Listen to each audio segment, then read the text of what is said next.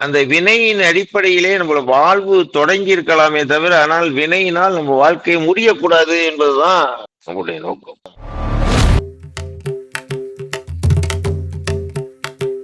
ஆன்மீக மெய்யன்பர்கள் அனைவருக்கும் நல்லாசிகளை தெரிவித்துக் கொள்கிறோம். 5வது தந்திரத்திலே சுத்த சைவம் என்கின்ற ஒரு பகுதியில ஒரு பாடல்.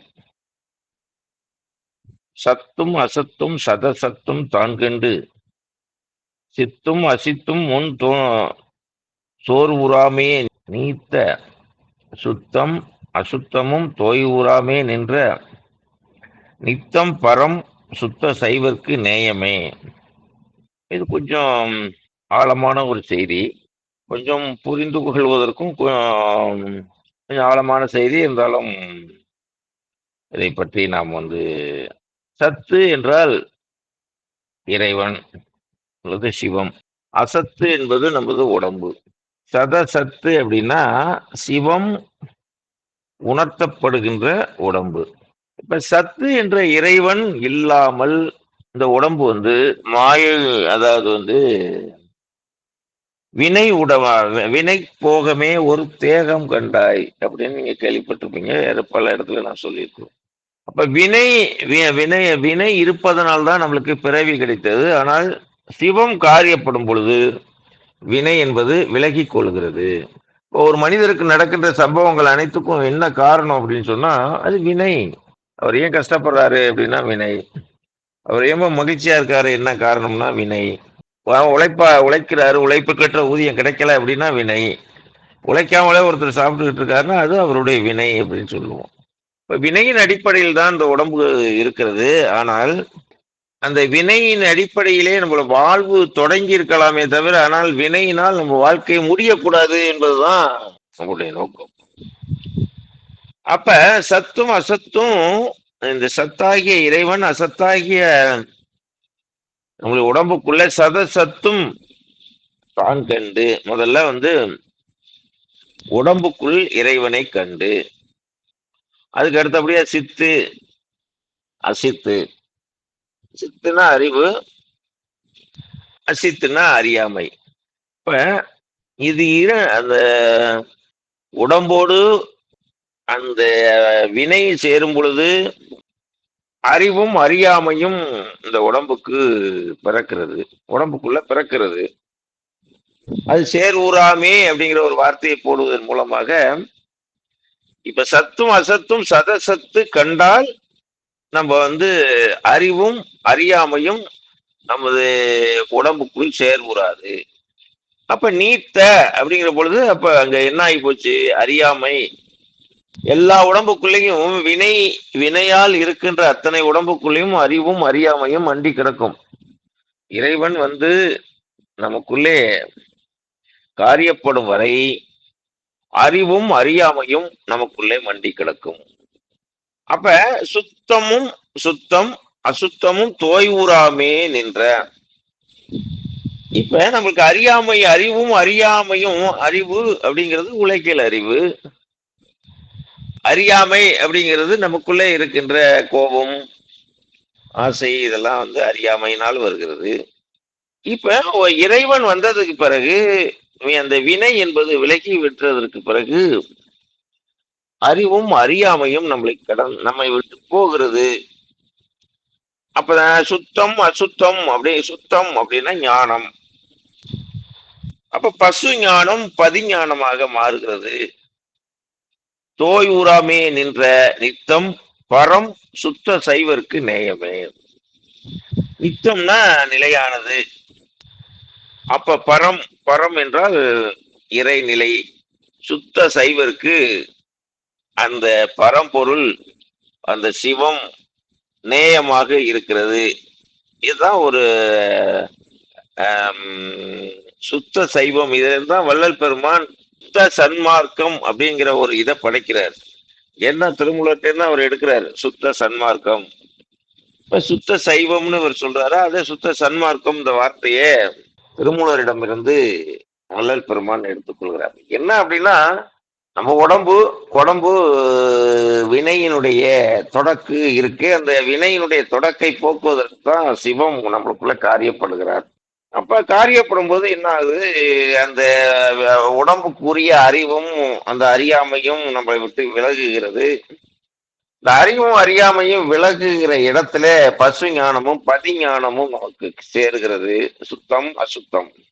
அப்ப அசுத்தம் அப்படிங்கிற பசு ஞானம், சுத்தம் அப்படின்னா சிவஞானம். இது இது சேர்வதனால் நித்தம் பரம் சுத்த சைவருக்கு நேயமே. நேயம்னா இணக்கம். அப்ப பதிஞானத்தோடும் பசு ஞானத்தோடும் ஒரு சைவர் இணங்கி நிற்கின்றார். அப்ப இந்த பசுஞானமும் அந்த பரஞானமும் ஒரு ஆன்மாக்குள்ள வந்து விட்டால் என்ன நடக்குதுன்னா சித்தும் அசித்தும் நம்மளை விட்டு விலகுகிறது. இப்ப இந்த அறிவுங்கிறதும் அல்லது இந்த உடம்பை பிடித்த அறியாமை என்பதும் எதை அடிப்படையாக வைத்திருக்கிறது என்றால், நாம் இறைவனை அறிய முடியாதபடி அந்த சத்தும் அசத்தும் சத சத்தும் பார்க்க முடியாமல் ஆக்கி வைத்திருக்கிறது. அதான் பிரச்சனை. ஒரு மனிதன் ஏன் ஆன்மீகத்துக்கு வரல அப்படின்னா, அவன் இந்த அறிவு, இந்த அறிவாளிகள் யாருமே நீங்க பாத்தீங்கன்னா, ரொம்ப அறிவாளிகள் யாருமே ஆன்மீகத்தின் பக்கம் வர முடியாது. அது திருமூலரே இந்த பாடல்ல சொல்றாரு. ஏன் அப்படின்னா அவன் சிந்திக்க ஆரம்பிச்சுட்டான் அப்படின்னா, அவனுக்கு கேள்வியா தான் எழும்பிக் கொண்டே இருக்குமே தவிர இறைவன் மீது ஒரு நம்பிக்கை வராது. அதுதான் சித்தும் அசித்தும் அப்படின்னு சொல்ற திருமூலர் சொல்றாரு. நீங்க பெரிய பெரிய அறிவாளிகள் எல்லாம் பாத்தீங்க அப்படின்னாக்க கடவுள் இல்லை அப்படிம்பாங்க. சரி, உங்களுக்கு முன்னாடி கடவுள் நின்னா என்ன பண்ணுவீங்க? கடவுள் நின்னா நான் அந்த கடவுளை ஏற்றுக்கொள்வேன். அப்ப என்ன அப்ப எனக்கு முன்னாடி நிக்காததுனால நான் ஏற்றுக்கொள்ள முடியாது அப்படிங்கிறாரு. அதுதான் அறிவு. இந்த அறிவும் அறியாமையும் மண்டி கிடக்கும். வினை இருக்கின்ற அத்தனை பேருக்குமே அறிவும் அறியாமையும் மண்டி கிடக்கும். இந்த அறிவினாலும் அறிவினால் வரக்கூடிய அறியாமை. இப்ப அறியாமைங்கிறது ரொம்ப ஆழமா நீங்க பார்க்கணும். அறியாமை என்பது அறிவிலிருந்து தான் பிறக்குது. அது நல்லா தெரிஞ்சுக்கணுங்க. நம்ம அறியாமை அப்படியே ஒன்றுமே படிக்காததுனால அறியாமை இருக்கு அப்படின்னு நம்ம நினைச்சுக்கிட்டு இருக்கோம். நீங்க நிறைய படிச்சாலும் அதுக்கு அறியாமை நிறைய வரும். அறவே படிக்கலாம் அறியாமை கொஞ்சமா இருக்கும், அவ்வளவுதான். அது நம்ம என்ன நினைக்கிறோம், ஒருத்த மனிதன் இவன் கல்வி கற்கவில்லை, அவனுக்கு நிறைய அறியாமை இருக்கிறது, படிக்காதவனாக இருக்கிறதுனால அவனுக்கு முட்டாள்தனம் இருக்கிறது அப்படின்னு. நீங்க எவ்வளவுக்கு எவ்வளவு படிக்கிறீங்களோ அறிதோறும் அறியாமை கண்டற்றால. நீங்க எவ்வளவுக்கு எவ்வளவு படிக்கிறீங்களோ அவ்வளவுக்கு எவ்வளவு அறியாமை இருக்கும். அதனால சில நேரங்கள்ல ஒரு சாதாரண அறியாமை கொஞ்சமாக இருக்கிறவன், அறியாமை நிறைய இருக்கிறவன் அப்படின்னா யாரு அப்படின்னா, நிறைய படிச்சிருக்கவங்களோ அவன்கிட்ட நிறைய அறியாமை இருக்கும். கொஞ்சமா படிச்சிருக்கவனுக்கு கொஞ்சமா அறியாமை இருக்கும். அதனால கொஞ்சமா அறியாமை இருக்கிறவங்களுக்கு நம்பிக்கை, இறைவன் இருக்கிறாரு அப்படின்னு அவனை நம்ப வச்சிட முடியும். நிறைய அறியாமை இருக்கிறவனை நம்ப வைக்க முடியாது. அப்பனா என்ன அர்த்தம்? ஒருத்தன் நிறைய படிச்சுட்டான் அப்படின்னாலே அவனுக்கு சந்தேகங்கள் நிறைய வந்துகிட்டே இருக்கும். அப்படின்னா என்ன அர்த்தம்? நிறைய அறியாமை அவனுக்கு இருக்குன்னு அர்த்தம். அதுதான் சித்து அசித்து அப்படிங்கிறாங்க. சித்து அப்படின்னாலே அறிவு, அசித்து அப்படின்னாலே அறியாமை. இந்த சிவம் என்கிற சத்தும் அசத்தும் சேர்ந்தால் மட்டும்தான் அறிவிலே இருக்கின்ற அறியாமை என்பது குறைவாக இருக்கும். அப்ப ஒரு சைவர், சுத்த சைவர் அப்படிங்கிற அவருக்குள்ள அறிவையும் அறியாமையும் கடந்து நிற்பவர். அது எதனால கடந்து நிற்கிறார்னா, சத்தும் சதசத்தும் தான் கண்டதனால் அது ஏற்படுகிறது. அதனாலதான் இங்க சத்தும் அசத்தும் சதசத்தும் தான் கண்டு அப்படிங்கிற ஒரு வார்த்தையை போடுறாரு. எனவே நம்ம அறியாமை என்பது படிக்காததுனால் வருது அப்படின்னு நம்ம நினைச்சுக்கிட்டு இருக்கோம். நிறைய படிப்பதனாலும் அறியாமை நிறைய கொண்டிருக்கும்.